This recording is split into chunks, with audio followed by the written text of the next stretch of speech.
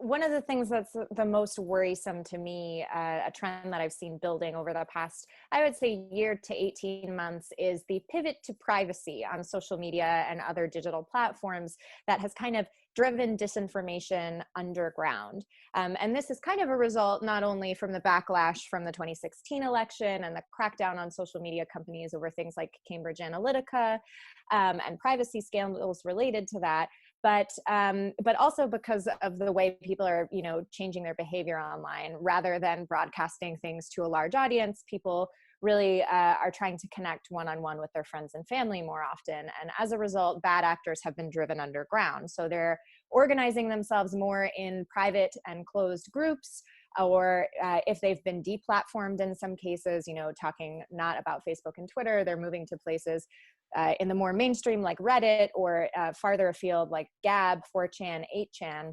And that makes, all of these conversations and the spread of disinformation and its narratives a lot more difficult to track. There's a lot that's going on in the basement of the internet that is hard for researchers to track and very hard to then combat. Not only can we not know what is being talked about, but it's hard to fact check that or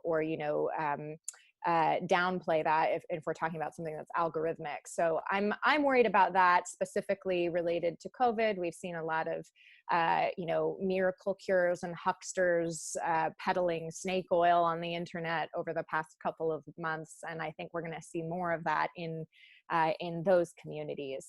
And unfortunately, without greater regulation on a federal level, or more cooperation that is kind of ad hoc between social media platforms and the government, or researchers for that matter, because there has been a lot of reticence on the behest of social media platforms to give up that data to researchers. I think we're going to be in the dark for a long time, and I don't know what the cure is, especially for the scientific community, to be able to reach out to those people. And there is a certain extent of, there's always going to be people who believe in conspiracy theories, whether they're on the internet or, before the internet existed. Those folks always existed, and perhaps we should be reaching out to the more average folks, not the ones who are on the fringes. But as we've seen, that sort of behavior increasingly is able to migrate and be amplified to a much wider audience, thanks to the tools that we have online.